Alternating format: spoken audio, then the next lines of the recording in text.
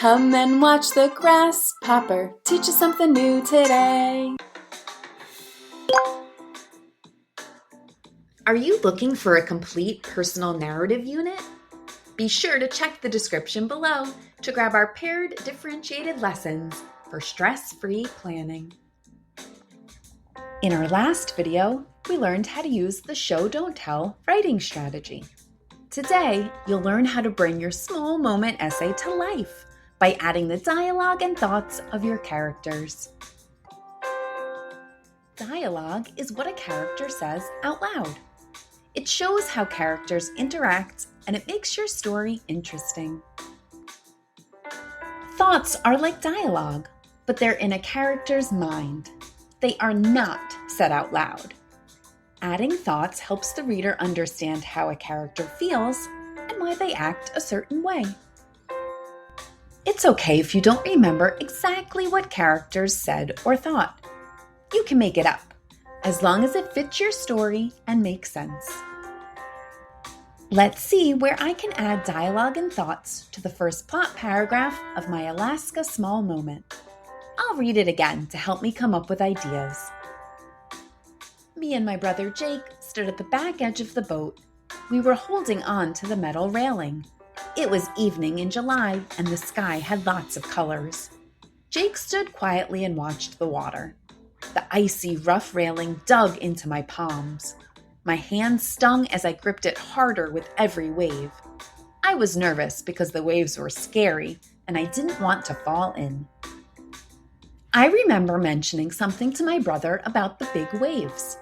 I'll add, "These waves are huge," I shouted. I also want to write a thought that I had. I know that thoughts help the reader understand feelings. I can add a thought after I talk about being nervous. I'll write, "I thought if I let go, I'm going to tumble into the water." In a personal narrative, readers need to know when a character is talking or thinking. To do this, you write the exact words that they said or thought. But you also need to include who is speaking or thinking and how they said or thought it. Writers do this by adding something called a tag. For dialogue, the tag can be words like said, asked, or explained. Here's an example from my whale watching moment. "These waves are huge," I shouted. I shouted is the tag. It tells who was speaking, me, and how they spoke, shouted. For thoughts, tags can be words like thought, wondered, or imagined. Here's the thought from my story. "I thought if I let go, I'm going to tumble into the water." The tag here is I thought. It tells who was thinking, me again, and how, thought. When writing dialogue or thoughts, we use punctuation to show when a character starts and stops talking or thinking. Let's take a look at how to do that. "These waves are huge," I shouted. In this example, the tag comes after the words being said. So here's how to use punctuation correctly. Begin with quotation marks to show that the talking has started. Capitalize the first word of what's being said. To end the talking, put punctuation and another quotation mark.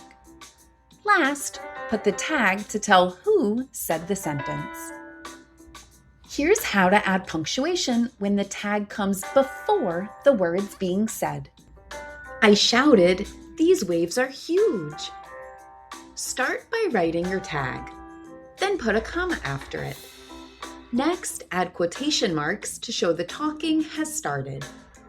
Capitalize the first word of what's being said, and finally, put punctuation and a quotation mark to show the talking is done. Thoughts follow similar rules as dialogue, except you don't need to write quotation marks since no one's talking out loud. Here's what to do when the tag comes before the thought. I thought if I let go, I'm going to tumble into the water. First, write the tag and put a comma after it. Then write the thought and put punctuation when it's done. And here's how to use punctuation when the tag comes after the thought. I'm going to tumble into the water, I thought. Start with a capital letter at the beginning of the thought. Add a comma when the thought is done. And finally, write the tag and put punctuation at the very end. Here's my first plot paragraph with the dialogue and thought added in. Me and my brother Jake stood at the back edge of the boat. We were holding on to the metal railing. It was evening in July, and the sky had lots of colors. Jake stood quietly and watched the water. The icy, rough railing dug into my palms.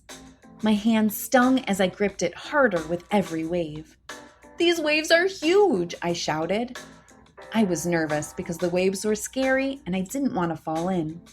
I thought, if I let go, I'm going to tumble into the water. Now you're ready to start adding dialogue and thoughts into your draft. Thanks for watching our teaching video on dialogue and thoughts. Don't forget to follow Grasshopper and shop our personal narrative writing resources. Check the description for more.